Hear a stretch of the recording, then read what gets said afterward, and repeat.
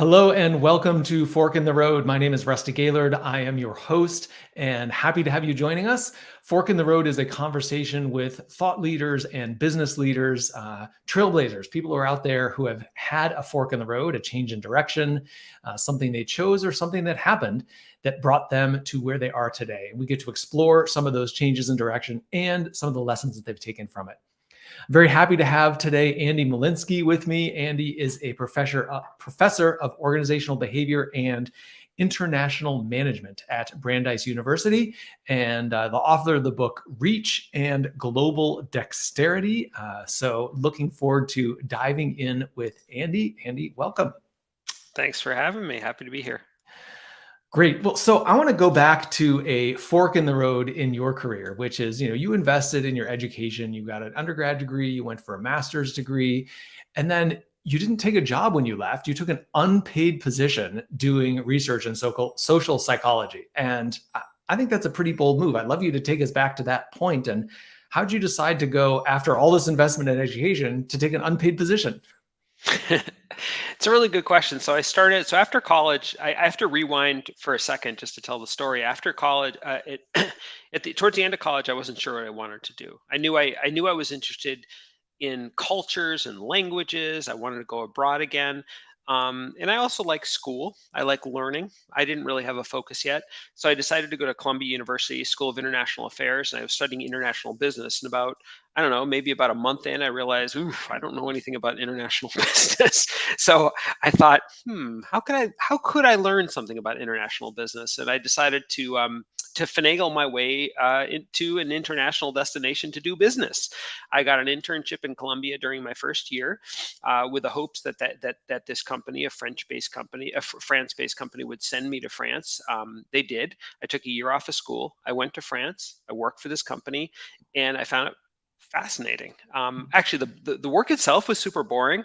I hope no one's out there from from the company. They were doing customer satisfaction surveys for industrial companies. It just wasn't my cup of tea. But what was happening in the office was really fascinating to me. All the intercultural dynamics, the cross-cultural communication, the cultural differences. I had never been exposed to this. I just thought it was totally fascinating. Left France after my time abroad, came back to school, came back to Columbia. Luckily, I had an extra year of classes. I took all sorts of classes in what I learned was called organizational behavior, social Mhm. psychology. And then there was a fork in the road. The question was, do I go off and get, this is a 2-year master's program. Do I go off and get a job in international business or banking or something like that, which all my colleagues were doing? Or do I do something different? And to be honest, I was starting to really think that I was maybe destined for a career in academia or research or something where I could delve deeper into these issues. And that was actually one thing that I saw in the world of consulting when I was in France. I was frustrated by the fact that at the office, there might be a problem they needed to solve, and they had to figure out the solution by Friday. Or if it was going to be longer, they needed to be paid more money or something like that. It wasn't getting to the bottom of it. It was getting as far to the bottom as they could in a certain amount of time for a certain Mhm. amount of money. That's kind of what consulting was to me, at least back then. I wanted to actually get to the bottom of it. I didn't want any constraints. I wanted to really figure out stuff. And so that's why academia appealed to me. So I decided, instead of going to get a job, I decided to try my hand at research, because I never tried it. I didn't want to apply to PhD programs all of a sudden. I wanted to see what it was like. So I knocked on doors. I mean, literally knocked on doors. This is pre-internet. I knocked on doors. I went to Harvard to the psychology department. My parents were from Boston. I could live at home for free, luckily. And Harvard was a great option. I knocked on doors. I introduced myself. I honestly don't even remember. Maybe I had a resume with me or something. I knew nothing. I never took one class in psychology ever. But somehow, a couple of different professors in social psychology and organizational behavior agreed to take me on as an unpaid intern. That was really the beginning of my career, really. I find that fascinating. I don't. For me, if you said, Rusty, go knock on these doors and bring your resume and see if you can get a job, I'd be like, oh man, that sounds like the worst thing ever. And I just want to tie that into your book, Reach, which is fundamentally about how do you get out of your comfort zone, right? Because that requires growth, personal development, reaching your goals, achieving something more than you've known to date. requires doing something new, and doing something new is uncomfortable. And so the book that you wrote is all about giving you tools to help you do that. And I'm wondering, if you go back to that time, was that uncomfortable? And was like, do you see the seeds of this concept, which turned into a book many years or even decades later? Do you see the seeds of that back then? Yeah, it's interesting. Sorry, dog in the background. Yeah. It's interesting. No, not when I was knocking on door. I mean, first of all, how do I know it was like 30 years ago? but but I'm guessing. This is sort of my recollections. I don't recall being nervous or feeling insecure in terms of actually doing this. Hmm. I was. It was sort of like, I don't know. I was young. I was curious. I was interested. I was true. I've always been super interested in learning, and I love the world of academia and education. My dad was a professor. Like, I don't know. There's something about it that I really loved. I think I started to feel outside my comfort zone when I finally did get accepted as an intern, and I started in my advisor. Ultimately became my advisor when I went to to graduate school. I stayed at Harvard for graduate school, but at that point he was my supervisor, I suppose. And he let me in to participate in their lab meetings, and I went to research seminars in the Harvard psychology department, and that's where I started to feel like a total imposter. Like, I knew nothing. Like, I was feeling like, I was supposed to like have some role there, but I was feeling like completely over my skis. I felt like, kind of, I think some of the roots of reach, the idea of feeling like inauthentic, this doesn't feel like me. I don't have, I haven't sort of like, you know, developed any sense of my professional skills or even my sense of professional identity in this world. Hmm. I remember being in a lecture, and like I would like literally time. I would look at the clock and time how many minutes it would take for me to feel lost. Like in the conversation, and like early on it was about 30 seconds, but you know over time I felt more comfortable. So I suppose some of the seeds of feeling like an imposter, feeling incompetent, feeling outside my comfort zone was there, but I don't think, not in the search, not in the initial search. And I don't know why. Yeah. It's interesting to talk what you were talking about, like watching the clock. How long is it going to take me until I'm totally lost in Yeah. this conversation? And it started off as 30 seconds. And I'm just like, as I'm thinking about that, and I'm thinking, well, there's some degree that's expected, right? When you're learning, when you're in school, when you're doing something new, you expect to get lost, but that's part of the learning process, and you know that. And I'm wondering if we forget that reality as we get older and we become adults, and we get more mature and further down the path of expertise in whatever career we've chosen, that we somehow think we're supposed to have the answers, and we confront a new situation and we don't like that feeling of being lost. And I'm wondering if what do you think about that? Do you think that that's something that we become less tolerant to as we get older? Maybe, to the extent that there's this idea in psychology of the looking glass self, and we sort of assess who we are by how we think other people see us in some ways. And so, Hmm. like when you're truly young and you're a novice, it's fairly obvious that you're a novice and you're young. And so perhaps we feel less self conscious about that. Um, I think, though, that there's another dynamic too, where I think people oftentimes, this is why I think sometimes like the most experienced people aren't necessarily the best mentors, because they oftentimes forget what it was like back then. Like that, it's not that they're not empathic people, but their capacity to truly have that empathy, to be able to step into someone else's shoes, Hmm. um, when they were like at a point at their career when they were far younger, is just more difficult, and it's just Hmm. not it's not on their radar. So in these meetings, I suspect that people were probably just more focused on what was on the board or what they were trying to figure out, and the fact that I was sitting there and potentially clueless, and not understanding what a what I don't know what a confidence interval was, or what a ANOVA statistical procedure was, or whatever it was, or even concepts and terms, or the jargon that you always have in any field. The fact that that Hmm. was going to be over my head, and that they could potentially give me a synonym or help me out or give me a hand, or even acknowledge that I might have been clueless, it probably didn't occur to them because they were just so passionate in figuring out what they were doing. So I think that I don't think I got help in that sense, in that context, but I don't think that it was, there was no like bad intent or anything. Yeah. It was just, yeah.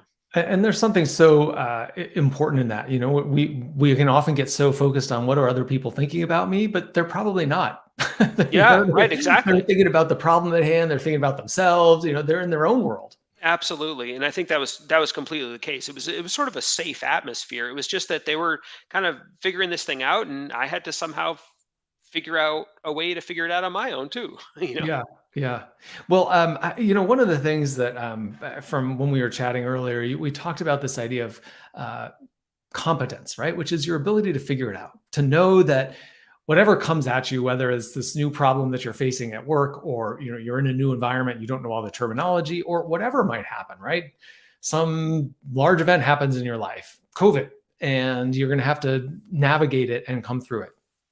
And there's this idea of competence can really be a sense of competence that I may not know how to do this, but I'll still be able to navigate it, and how that can be such an important platform or starting point for navigating life and career and challenges. Yeah, absolutely. And I think at the time we were talking about how that's something that might even occur very early in life, where you can sort Mhm. of develop this sense of self-efficacy that kind of like everything's like some sort of core sense. You know, I don't mean to be like psychodynamic here or whatever, but probably like the nurturing comfort of a parent that you're going to be okay in a sense, that and that enables kids to have that little sense of confidence and competence and self-efficacy early on. And so maybe that type of thing carries forth as an adult, that some sort of core sense that you'll figure it out, you'll be fine, Mhm. you'll be okay. I think that as an adult, sometimes we have that in certain domains, sometimes we don't have that in other domains. And then there's some lucky people who have that core sense that sort of carries over across domains. Yeah. Yeah. Well, I'm curious, do you think that can be developed as an adult, right? So if you walk into adulthood and you find like, gosh, I don't have that real, like, I wasn't nurtured as a child, or I didn't have that kind of, safe childhood experience, but I still want to navigate life and go through life as an adult as someone who feels competent and has that self-efficacy that I'll be able to navigate this. Are there ways to, and maybe this is reaching outside of your area of Yeah, no, no. expertise, but I'm curious, are there ways to develop that and cultivate it? Absolutely. I mean, I think I think in some ways that's like the inspiration for the self-help movement that's so popular in the United States, that people are yearning for something like that. And I think people look a lot of people look for books, or a lot of people look for sort of gurus, or like the quick easy advice, or or maybe they try to sort of ride sort of like they when some sort of guru or quote unquote expert is so certain about their approach, there's something comforting about that, because Mhm. you yourself might not have that, but you're able to sort of ride the tailwinds of that other person's confidence and security in their own approach and expertise. Of course, what's disappointing is that oftentimes it's not necessarily true that the confidence someone has in their airtight method that actually isn't necessarily as robust as they pretend it is. I think that's where also coaching, what you do, Mhm. a counselor, a psychologist, a therapist, any of the helping professions, I think are really important, because I think a lot of times people are actually more robust and resilient than they realize. They have overcome situations. They have been in tough spots, and they've sort of figured out ways to overcome them. But maybe their sense of confidence, or their memories of their confidence, is sort of like a Teflon nonstick pan. It just sort of slides right off, and it doesn't sort of get integrated into Mhm. themselves, and it doesn't stick there. And so I think that sometimes, whether it's a coach, or a trusted friend or mentor or therapist or whatever it is, that I think that person can help you build that sense of confidence and self-efficacy, not with sort of fake tools, but actually using the grist of your own life and helping you make sense of it in a way that helps you. I love that. I especially like that part about it's not fake tools, right? It's not this like you're going to be fine, rah rah rah. Yeah. But it's to go back through the story of your life and to pull out those examples that support you in this belief that you are in fact capable and resilient, and you have a lot of agency in crafting your life. Yeah, absolutely. I mean, I think in my field, in psychology, and in social psychology and organizational behavior, so much of the field is about like the foibles and the problems that people like, why people make mistakes and how people are wrong. Hmm. You've probably heard about like all the mistakes people make in judgment. A lot of the heuristic, the problems that people have in terms of heuristic thinking and all these problems. But that was why. That's why the field of positive psychology was born, Yeah. to sort of recognize, celebrate, emphasize, and nurture the actual strengths that people have. And I think Hmm. I think that's pretty powerful. And I think that's sort of like the world that my approach comes from in some ways, and perhaps yours too. Yeah, absolutely, absolutely. I think it's yeah, right on. There's so many positive attributes, and if you can stop focusing on all the problems and celebrate the things that are good, there's a lot of opportunity to move forward. Yeah. Um, one of the things that also caught my attention from an earlier conversation we had was as you were reflecting on some of the students that you interact with, and people thinking ahead about their career. Is one of the pitfalls that many people fall into is this assumption that their career is linear. Hmm. That's like, I'm going to just do this, then this next thing, and I'm on this path to success. And I'm curious. I mean, you clearly have not had a linear path, and I'm wondering, like, do you have any sense of where that comes from? Why people are so drawn to this idea of linear? And I don't think it's, by the way, just early in your career. I think a lot of people have that. And you get down the path to a certain point and you say, well, gosh, I can't get off this path now because I'm on this line and I've got to keep going. Hmm. Yeah, maybe it comes from, I don't know, this is speculating. I mean, the language we use, your career track, your career path. Like, Mm. I think just the language we use, maybe for people who haven't lived it, maybe it implies sort of a linear sort of pathway. I think Mhm. once you start to talk, and also people, a young person will see where they are now, will see where some idealized sense of where they want to be, and then you connect the dots, right? It's two dots that form a line. I mean, the reality is that it is that careers, frankly lives even, but careers too especially, are not linear. I think there's, I did a podcast. I did 46 episodes of a podcast that I produced called From the Dorm Room to the Boardroom, where I interviewed some really interesting people about their careers. And that was one of the takeaways I had, is how people really, especially people who are curious and follow their passions and follow their interests and are willing to take some leaps, especially Mhm. people like that. I think that's where you get those diversions from the linear path.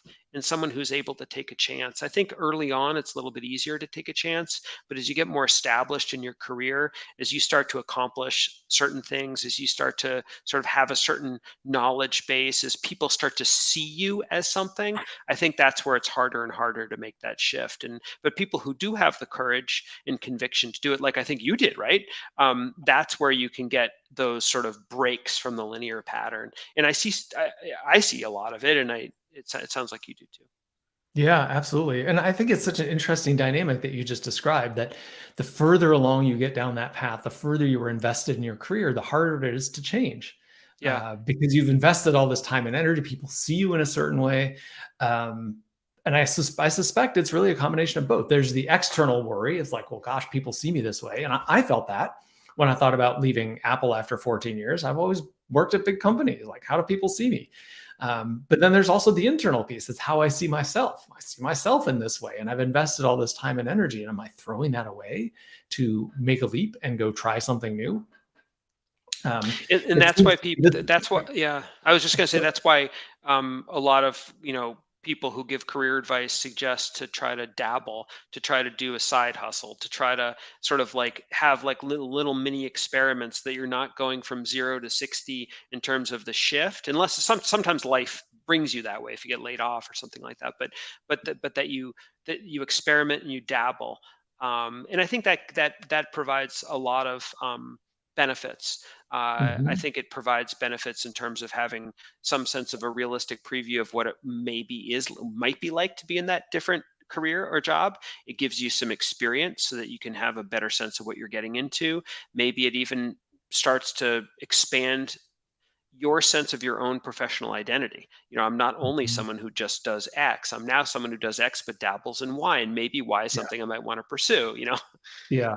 Right on. And I think, the it's interesting to me how many people I talk to who say, well, I want to keep progressing my career. So I'm going to go take a course on data science, or I'm going to go for an MBA, or I'm going to do something. And so often that the things that they're pursuing, the skills that they're looking for are hard skills. But what we're talking about are not hard skills, right? To dabble in something, to have a side hustle, to be willing to make a leap, to try something new, to be curious and follow your interests. Those are not hard skills. Those are soft skills. That's about self-management and being willing to tolerate and navigate difficult situations, which is fundamentally what your book is about, right? Yeah, and as you're talking, I'm thinking to myself, the other thing is, you get along in your career and in your life, chances are you might have a partner, you might have a family potentially, not necessarily, but you're starting to make decisions not just on your own behalf, but on others' behalf as well. And so, it might feel like an even greater leap. It might Mhm. accentuate the anxiety you have already, because now you not only have to justify it to yourself, but you have to justify it to others, and that just might create a bigger barrier. Or alternatively, you might have a spouse or a partner who might encourage you to, so I think that dynamic's really important. Yeah. Well, and I think once again, just in that little example you just gave, both can be true. Yeah, Right? Your spouse may be invested in your stability, having a good, predictable, stable job. Of course they are, but they also want you to be happy and fulfilled and follow yeah, your interests. Like, most spouses want both of those things. yeah, And so, which story are you telling yourself? And which are you focused on the reasons not to do something, or are you focused on the reasons to do something? yeah, yeah. That's interesting.